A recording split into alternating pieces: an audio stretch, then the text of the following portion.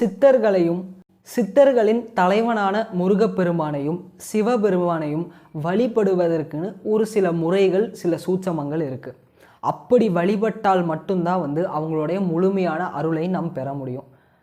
இப்போ நம்ம அவங்கள நோக்கி செய்கிற வழிபாடெல்லாம் வழிபாடான்னு கேட்டிங்கன்னா 100% இதெல்லாம் வழிபாடு கிடையாது.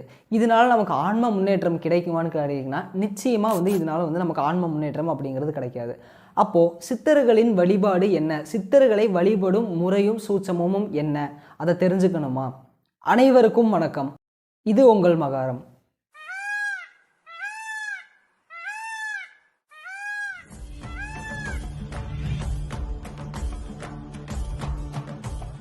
முதல்ல வழிபாடு அப்படிங்கிற அந்த வார்த்தைக்கு என்ன பொருள்னு நம்ம தெரிஞ்சுக்கணும்.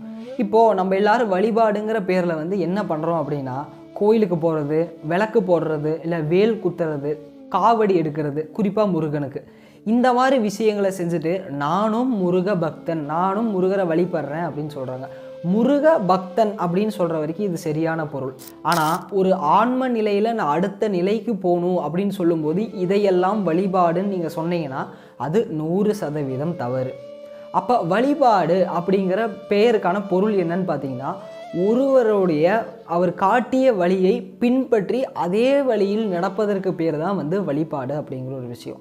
இப்போது முருகன் வழிபாடு அப்படின்னா முருகன் காட்டிய வழியில் நடைபெறுவது அப்படிங்கிறது. முருகன் எங்கேயாச்சும் பாடல்களில் நீங்கள் காவடி எடுத்துகிட்டு வாங்க, எனக்கு நான் உங்களுக்கு ஆன்ம முன்னேற்றம் தரேன்னு எங்கேயாவது சொல்லியிருக்காரா? அதே மாதிரி முருகன் எனக்கு வேல் குத்தி அழகு குத்துங்க அப்படின்னு எங்கேயாவது சொல்லியிருக்காரா?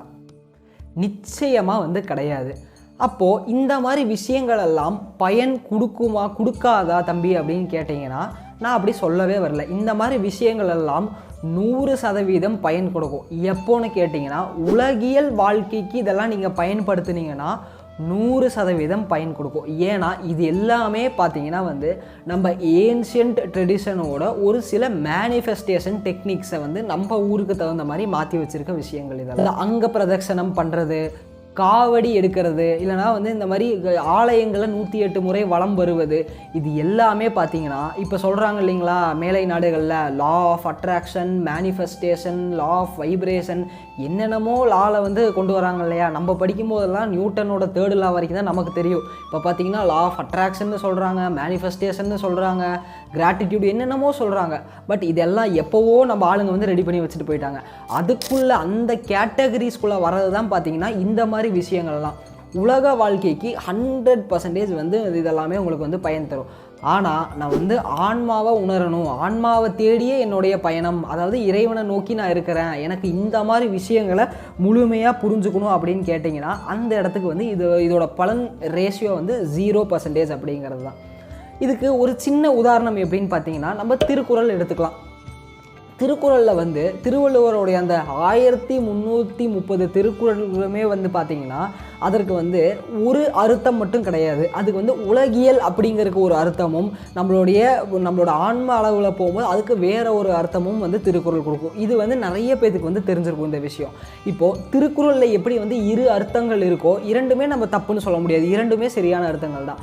அதே மாதிரி பார்த்தீங்கன்னா இந்த மாதிரி நம்ம ஆன்மீகம் அப்படின்னு வரும்போது இந்த மாதிரி காவடி எடுக்கிறது, அழகு குத்துறது, பூஜை பண்ணுறது, இறைவனுக்கு நான் அந்த பூலை மாலை சாத்துறேன், இந்த பூலை மாலை சாத்துறேன், மயில் தொகையில் மாலை சாத்துறேன், இந்த மாதிரி விஷயங்கள் எல்லாமே பார்த்தீங்கன்னா உலகியெல்லாம் நீங்கள் செய்யும்போது 100% பலன் கிடைக்கும். இல்லைனா 99.99% கூட பலன் தரும். ஆனால் ஆன்மீகத்துக்குள்ளன்னு வந்துட்டிங்கன்னா 0.0001% கூட இது பலன் தராது. ஏன்னா இது எல்லாமே இந்த ஆன்ம முன்னேற்றம் அப்படிங்கிறது நமக்குள்ளே இருக்கிற ஆன்மா. ஏன்னா ஆன்மா நமக்குள்ளே இருக்குது, இறைவன் நமக்குள்ளே இருக்காரு. அதை நோக்கி போகும்போது நம்ம இதுக்குள்ளே என்னென்ன விஷயங்கள் பண்ணணுமோ அதை பண்ணணும். அப்போ தான் நமக்கு என்ன ஆகும்னு பார்த்தீங்கன்னா நம்ம ஆன்ம முன்னேற்றம் தரும். இப்போ இந்த மாதிரி நம்ம வீடியோ பேசும்போது திடீர்னு இந்த மாதிரி இதை ஃபாலோ பண்ணுறவங்களுக்கு என்ன ஒரு கோவம் வரும்னா, நீ என்னப்பா இதெல்லாம் தப்பாக பேசுகிறியா, அப்போ இதெல்லாம் நடக்காதா அப்படின்னு நீங்கள் வர வேண்டாம். இந்த வீடியோ 1க்கு 2 வாட்டி முழுசாக பாருங்கள். நான் இந்த இடத்துல யாருக்கு முக்கியமாக இந்த விஷயங்களை சொல்ல வரேன்னா, நான் ஆன்மீகத்தில் அடுத்த கட்டத்துக்கு போகணும், யோக வாழ்க்கையில் நான் உயர்ந்து போகணும் அப்படின்னு பேசுகிறவங்களுக்கு. இதுவே நான் முழுமையான பக்தியில் இருக்கேன் அப்படின்னா, நான் என்னோடய உலக வாழ்க்கைக்காக சில விஷயங்களை பண்ணிக்கிறேன்னா தவறே இல்லை, இதெல்லாம் 100% வேலை செய்யும். ஆனால் நான் காவடி எடுக்கிறேன், அழகு குத்துறேன், எனக்கு இறைவனோட காட்சி கிடைக்குமா, இல்லை என்னுடைய புருவ பூட்டை திறக்க முடியுமானா நிச்சயமாக சத்தியமாக அந்த இடத்துல இது வேலை செய்யாதுங்கிறத மட்டும் எல்லோரும் புரிஞ்சுக்கோங்க. அதே மாதிரி பார்த்திங்கன்னா நமக்கு தெரிஞ்சவங்களுமே நிறைய பேர் இப்போ இந்த ஃபார் எக்ஸாம்பிள் இந்த குழந்தை பாக்கியம்க்கு இல்லை நமக்கு இந்த வேலை கிடைக்கணும் இல்லை இந்த விஷயங்கள் நடக்கும்னா அதுக்காக இது எல்லாமே வேலை செய்யுமே தவிர நம்ம ஆன்ம முன்னேற்றம்னு போனோம்னா அதுக்கு வேலை செய்கிறது ஒரே ஒரு விஷயந்தாங்க. எதுன்னு பார்த்தீங்கன்னா யோகம் யோகம் யோகம் மட்டும்தான், இல்லை விசாரம், இந்த மாதிரி விஷயங்கள் தான். இப்போ சித்தர்கள் வழிபாடு அப்படின்னு சொல்லிட்டு எல்லாரும் என்ன பண்ணுறாங்கன்னா சித்தர்கள் இரவு அமாவாசை வழிபாடு, சித்தர்கள் பௌர்ணமி யாகம், கலந்து கொள்ளுங்கள், சித்தர்களை பெறுங்கள் இப்படின்லாம் அட்வர்டைஸ்மெண்ட் பண்ணுறாங்க. கண்டிப்பாக இதெல்லாம் நீங்களே யோசிச்சு பாருங்களேன். சித்தர்கள் இதெல்லாம் பார்த்துட்டு உங்களுக்கு அருள் தருவாங்களான்னு நிச்சயமாக அந்த பக்கம் எட்டி கூட பார்க்க மாட்டாங்க.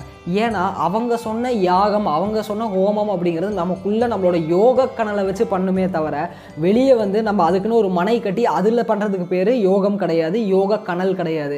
அவங்க வெளியே ஓம குண்டத்தில் கணல் எழுப்புங்கன்னு சொல்ல, உங்களுக்குள்ள உங்களோட உடம்பை நீங்கள் அந்த ஒரு இன்ஸ்ட்ருமெண்ட்டை எடுத்து இதுக்குள்ளே யோக கணலை எழுப்பி இறை தரிசனம் பெறுங்கன்னு தான் சொல்லியிருக்காங்க. ஸோ எப்போவுமே சித்தர்கள் வழிபாடுனா உடனே நீங்கள் போயிட்டு அமாவாசை பௌர்ணமிக்கு நான் சித்தர் கோயிலுக்கு போகிறேன், நாங்கள் போய் அவங்களுக்கு அன்னதானத்துக்கு நான் உணவு கொடுக்குறேன், இதனால எனக்கு ஆன்ம முன்னேற்றம் ஏற்படுமான்னு கேட்டிங்கன்னா கண்டிப்பாக கிடையாது. உணவு கொடுக்கறது அன்னதானம் பண்ணுறதுல தப்பு கிடையாது. ஆனால் அதையவே ஒரு வழியை வச்சு தப்பிச்சு ஓடிடலான்னு நினச்சிங்கன்னா கண்டிப்பாக நடக்காது. வாராஜான்னு கூப்பிட்டு உட்கார வச்சுருவாங்க. இதை நீங்களே ப்ராக்டிக்கலாக யோசிச்சு பார்த்தீங்கன்னா புரியும்.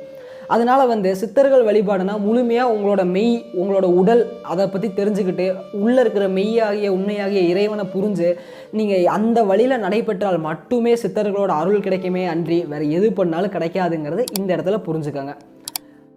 நன்றி. அடுத்த ஒரு சிறப்பான பதிவில் சந்திக்கலாம். சர்வமும் சிவமயம்.